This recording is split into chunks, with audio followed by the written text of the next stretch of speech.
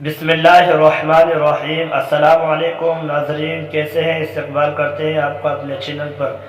دوستو، آپ کی خدمت میں لے کر آئے ہیں حضرت مولانا قاری حنیف ملتانی رحمۃ اللہ علیہ کا شاندار بیان۔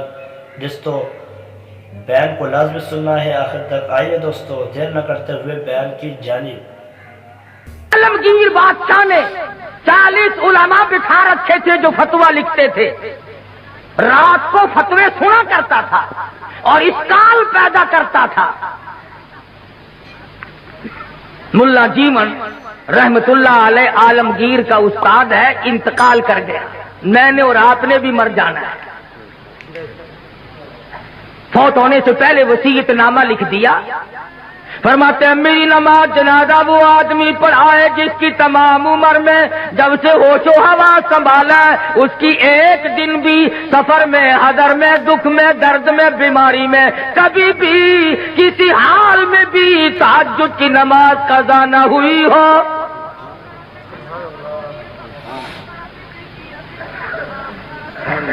دلی کی جامع مسجد کے سامنے جنازہ رکھا ہے، سارا دن بیت گیا۔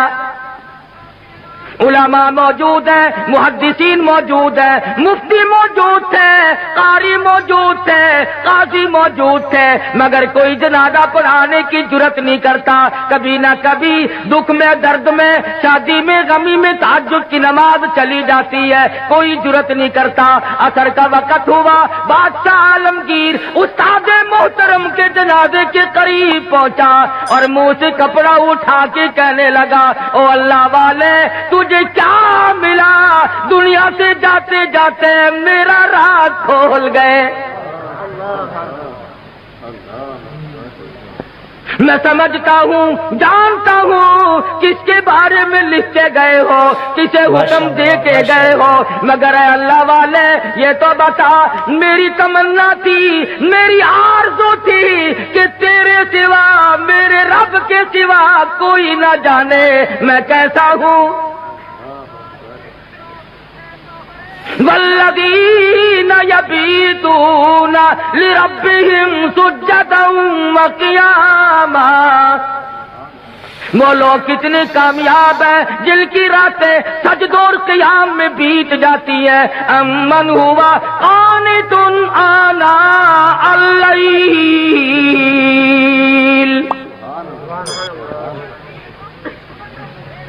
عالمگیر بادشاہ کھڑا ہو کے رو رہا ہے اور کہنے لگا، اللہ والے تجھے کیا ملا؟ دنیا میں میرا راز کھول دیا، اب میں بڑا مشکل میں ہوں۔ اگر میں اپنا راز بچاتا ہوں، تیرا جنازہ پڑھانے والا کوئی نہیں، تیرا جنازہ پڑھاتا ہوں تو میرا راز نہیں بچتا۔ اللہ والے میں مصیبت میں آ گیا ہوں، میری تو بڑی تمنا تھی میرے رب کے سوا کوئی نہ جانتا میں کیسا ہوں۔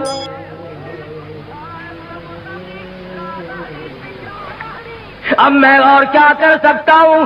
میرا اللہ مالک ہے۔ کھڑے ہو کر کے فرمانے لگے، او لوگوں صف درست کرو، میں فقیر جنازہ پڑھاؤں گا۔ ماشاءاللہ ماشاءاللہ۔ کبھی بادشاہ ایسے ہوا کرتے تھے۔ آج لوگوں چودھریوں کی اولاد قرآن نہیں پڑھتی، آڑتیوں کی اولاد قرآن نہیں پڑھتی، شیخوں کی اولاد قرآن نہیں پڑھتی، ملکوں کی اولاد قرآن نہیں پڑھتی، خانوں کی اولاد قرآن نہیں پڑھتی، تھانے دار کی اولاد قرآن نہیں پڑھتی، اے سی کی اولاد قرآن نہیں پڑھتی، تحصیلدار کی اولاد قرآن نہیں پڑھتی، اس لیے کہ اس کو کوئی مقدس کتاب نہیں مانتا۔ Facebook is a great place to connect with the people around you, but that doesn't mean sharing your ساری عمر میں چودھری نے کبھی بنگلے میں، کوٹھی میں، مکان میں، دکان میں قرآن کو داخل نہیں ہونے دیا۔ ہر چیز مکان میں آئے گی، دنیا دار آئیں گے، چھوٹے بڑے، امیر و غریب، بنگلے میں، ڈیرے میں آئیں گے جائیں گے، مگر اللہ کے قرآن کے لیے داخلہ بند ہے۔ جب تک چودھری مرے گا نہیں، قرآن کا داخلہ بند۔ جب تک شیخ مرے گا نہیں قرآن کریم کا داخلہ بند، جب تک ملک اور خان مرے گا نہیں اس وقت تک قرآن کریم کا داخلہ بند، جب مر جائے فوراً داخلہ کھلتا ہے۔ اس مسجد کے مولوی کو بھی بلا کے لاؤ، اس مسجد کے مولوی کو بھی بلا کے لاؤ، ادھر کے طالب علم بھی بلاؤ، ادھر کے طالب علم بھی بلاؤ، چاروں طرف بیٹھے ہیں، قرآن مجید کی تلاوت ہو رہی ہے۔ مرنے والے کا بیٹا بیچ میں کھڑا ہوتا ہے اور کہتا ہے مولانا او قاری صاحب آج تو اتنا قرآن پڑھو، آج تو اتنا قرآن پڑھو، آج تو اتنا قرآن پڑھو، میرے ابا مرحوم کو بہشت میں ٹھوک کے جانا۔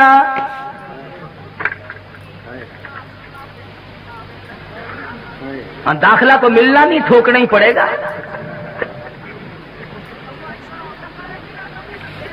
آج قرآن یاد آیا، اس کا مطلب تو یہ ہوا کہ یہ قرآن مردوں کے لیے اترا ہے۔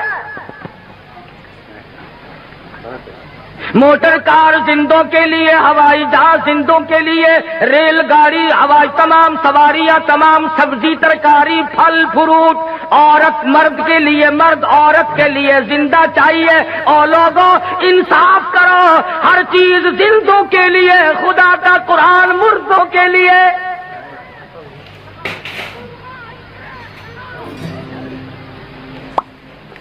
پڑھنا چاہیے جی، بڑا ثواب ہے جی، بڑا ثواب ہے جی، جتنا قرآن پڑھ سو خبر کرتی، عقل نہیں رہتی آدمی میں بات کرنے کی۔ ماشاءاللہ ماشاءاللہ۔ اب یہی وجہ ہے نا عقل سکھانے نہیں، کیوں کہ یہ جو مولوی ہے نا، مولویوں نے بیڑا گرک کر دیا۔ کیسے بیڑا گرک کر دیا مولویوں نے؟ ہم نے کیا اپنا کیا، تمہارا تو نہیں کیا۔ جو آدمی 8 دن ختم دلایا کرتا تھا اب سال میں بھی نہیں دلواتا، یہ ہمارا نقصان نہیں؟ جو پہلے 7 مٹھائی پہ ختم دلوایا کرتا تھا اب گڑ کے چاولوں پہ ختم دلواتا ہے، ہمارا نقصان نہیں؟ پہلے قورمے پہ ختم آیا کرتا تھا اب آلو شریف پہ ختم آنے لگا ہے۔ نہ تمہیں گیس پیدا کرتے آلو، مردوں کو نہیں کریں گے۔ ماشاءاللہ ماشاءاللہ۔ یہ ساری کی ساری باتیں بے عقل پن میں آدمی کرتا ہے، جب عقل سلیم نہیں رہتی اس وقت یہ بات کرتا ہے۔ امام الانبیاء محبوب کبریا حضرت محمد مصطفیٰ صلی اللہ تعالی علیہ وسلم کے نوجوان صحابہ، مرد تھے یا عورتیں تھیں، بوڑھے تھے یا جوان تھے، امیر تھے غریب تھے، تمام کے تمام نے کمال کر دیا۔ اور خود خدا کہتا ہے اولئک کتب فی قلوبہم الایمان، یہ وہ لوگ ہیں جن کے دلوں پہ میں نے ایمان لکھ دیا۔ اور فرمایا والانصار الذین اتبعوہم بإحسان رضی اللہ عنہم ورضوا عنہ، یہ مہاجرین، یہ انصار، یہ ابو بکر، یہ فاروق، یہ عثمان ذی النورین، یہ علی مرتضی، یہ تمام کے تمام صحابہ کرام، اللہ فرماتے ہیں ان کی بات نہ کرو، اپنی کرو، میرا فیصلہ سن لو، رضی اللہ عنہم ورضوا عنہ، میں ان سے راضی، یہ مجھ سے راضی، تم بیچ میں بھونکنے والے کون ہو؟ تم کون ہو؟ تمہیں کیا مطلب ہے؟ ان کا دیکھو نا جی، فاروق اعظم نے، صدیق اکبر نے خلافت پہ قبضہ کر لیا، پھر تو اور تیرے باپ دادا اس وقت کیوں نہیں بولے؟ اس وقت کیوں نہیں بولے؟ اگر دم تھا، اگر غم تھا، ضرورت تھی، اس وقت کیوں نہیں بولے؟ 1400 سال کے بعد مسائل یاد آئے ہیں، نماز سے جان چھڑانے کے لیے، روزے سے جان چھڑانے کے لیے، باقی دین کے احکام سے جان چھڑانے کے لیے صحابہ کرام پہ اعتراضات، اور کوئی ہو میں تمام کے تمام کو کہتا ہوں، یا وہ لوگ ہو جو صحابہ کرام کو معیار حق نہیں مانتے، یا وہ لوگ ہو جو صحابہ کرام کو بدجانت کہتے ہیں، یا وہ لوگ ہو جو صحابہ کرام کو بکواس کرتے ہیں، ہم تمام کے تمام کو ذلیل و خوار سمجھتے ہیں۔ تم ان کا کیا بگاڑو گے جن کا سردار کالی کملی والا ہو؟ تم ان کا کیا بگاڑو گے جن کا والی محمد مصطفیٰ ہو؟ تم ان کا کیا بگاڑو گے جن کا داماد کالی کملی والا ہو؟ تم ان کا کیا بگاڑو گے جن کا سسر محمد مصطفیٰ ہو؟ تم دنیا میں نہیں ڈھونڈتے پھرتے؟ جو جج آتا ہے اس کا 12 پٹھارا نکالتے ہو، پتہ لگاؤ یہ ہے کتوں دا، کہڑے علاقے دے رہے نارا، پھر کوئی مامے نو کسیٹ کے لیا ہے، کوئی پھوپھی نو پھڑ کے لیا ہے، تم تعلقات تلاش کرتے ہو۔ ماشاءاللہ ابو جہل نے تلواریں سب کو ننگی دے دی اور کہا کندھے سے کندھا ملا کر کھڑے رہنا، نکل نہ جائے نبی۔ سارے کے سارے ایک دوسرے سے کندھا ملا کر کھڑے ہو گئے، اور ادھر حکم ملا میرے محبوب اسی وقت ہجرت کرو، چلو مکہ چھوڑ کر۔ عرض کیا الہ العالمین مجھے کل حکم دے دیا ہوتا، پرسوں مجھے حکم مل جاتا، میں چپکا سا نکل جاتا، آج تو یہ چاروں طرف کھڑے ہیں، میں کیسے نکلوں گا؟ آواز آئی کالی کملی والے، اگر میں کل لے جاتا، پرسوں لے جاتا، چوتھ لے جاتا، یہ بغلے بجاتے اور یہ کہتے ہمیں پتہ نہ چلا، ورنہ یوں کر دیتے، یوں کر دیتے۔ میرے محبوب مزہ تو آ جائے گا، تلواریں ننگی ہو، یہ کندھے سے کندھا ملا کر کھڑے ہو، اور میں اپنے محبوب کو اگر بچا کر نہ لے جا سکوں تو میری خدائی کیا ہو؟ نعرہ تکبیر،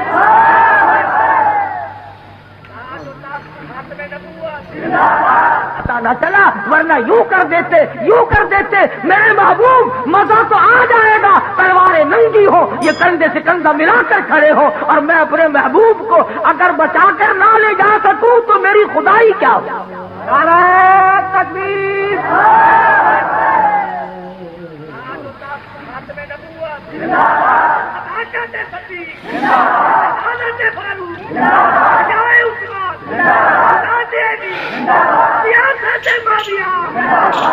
آج ہی تو لے جانے پر جانے کا مزہ آئے گا۔ الہی نکلو کیسے؟ فرمایا مٹھی بھر کر مٹی کی ان کی طرف پھینک دو۔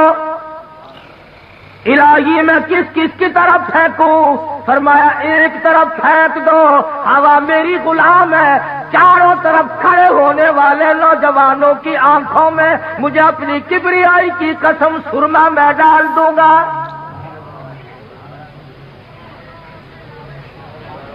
نبی نے مٹھی بھر کر مٹی کی پھینک دی، سب کی آنکھوں میں تشریف لے گئی۔ ایک دوسرے کو برابر میں کہنے لگے کیوں ہے بدماش، میری آنکھ مٹی پھینک دی؟ انہوں نے کہا واہ، پہلے پھینک کر پھر بھونکنا بھی شروع کر دیا۔ تلواریں تو کی پھینک اور لگ گئے ایک دوسرے کی مالش کرنے۔ ابو جہل جو آیا آ کے کیا دیکھتا ہے، حجرے کے چاروں طرف ماتم ہو رہا ہے۔ کہنے لگا بھلے لوگوں یہ کیا شروع کیا تم نے، یہ کبڈی کبڈی کیسی ہو رہی ہے؟ اندر کا بھی پتہ کیا، ادھر کالی کملی والے صلی اللہ علیہ وسلم نے اللہ میاں کی حضور میں عرض کر دیا میں چلتا تو ہوں، جاتا تو ہوں، ہجرت ضرور کروں گا، تیرے اذن اور امر کے بغیر تو میں جی نہیں سکتا، پر اے پروردگار میں نبی ہوں، امام الانبیاء ہوں، مکے والوں کی امانتیں میرے پاس ہے، سونے چاندی کی زیورات میرے پاس ہے، ابو جہل کی لڑکی کی بالیاں چھلے میرے پاس ہے، اس وقت امانت واپس کیسے کروں؟ اور اگر امانت رہ گئی نبوت کے دامن پہ داغ آ جائے گا۔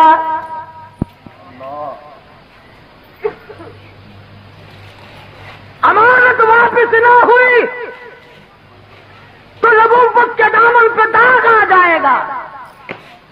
اور ایک ہم ہیں سچے عاشق، امانت رکھ کر واپس لے کے تو دکھاؤ۔ ہم دیوانے ہیں، ہم پروانے ہیں. کوئی امانت رکھ کر لے کے تو دکھائے. ادھار وصول نہیں ہوتا تو امانت کون واپس کرے؟ صحابہ کرام وہ نوجوان تھے، یہود و نصارا عیسائی لوگ 2 سال کے لیے سفر میں جاتے تھے. اپنی جوان خوبصورت بچیوں کو صحابہ کرام کے گھروں میں چھوڑ جاتے تھے. ہمیشہ ایسا ہوتا رہا، کبھی کسی عیسائی نے، کبھی کسی کافر نے کالی کملی والے کے غلام کے ذمے تہمت نہ لگائی. انہوں نے غیر کی آبرو کی حفاظت کی، غیر کی عزت کی حفاظت کی. آج ہم سے اپنی حفاظت نہیں ہوتی. ماشاءاللہ. اب تو لوگ یوں لگ گئے کہنے کہ گھر میں عورت بٹھانے سے کیڑے لگ جاتے ہیں، عورت کو کیڑے کھا جاتے ہیں. اچھا سارا بھی کیڑے کھا گئے کہ تیری باقی ہے؟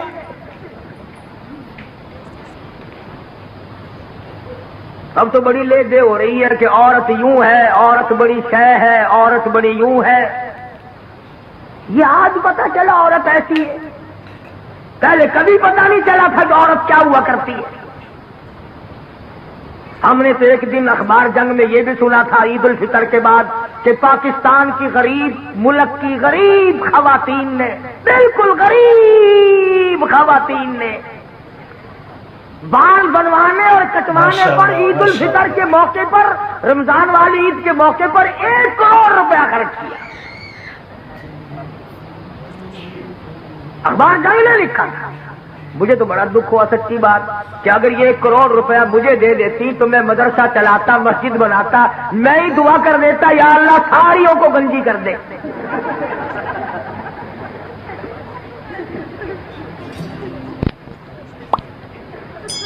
پر میری دعا کی یہ قائل نہیں.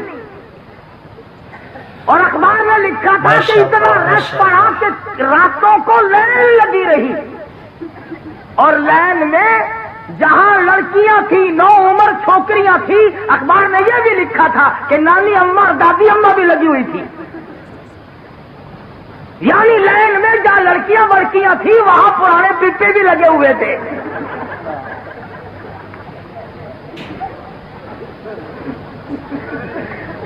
ایمانداری سے بتلاؤ، جب پرانے پپوں کا ملک میں حال یہ ہو پھر ہم کیا کریں؟ تہذیب دیکھیے اور الزام مولوی کو. بس جی یہ جڑے ملا ہیں نا یہ گھن کے بیٹھ کیا بات کہنے والا کبھی نہیں ہٹا کرتا. دنیا میں ہمیشہ ایسے ایسے لوگ آئے جنہوں نے سچ بات کہی اور مصیبت اٹھائی.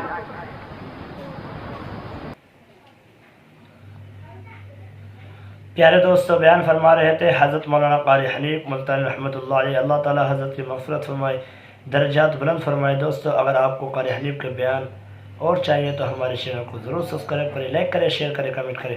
چلیے دوستو پھر ملاقات ہوگی. السلام علیکم ورحمۃ اللہ وبرکاتہ.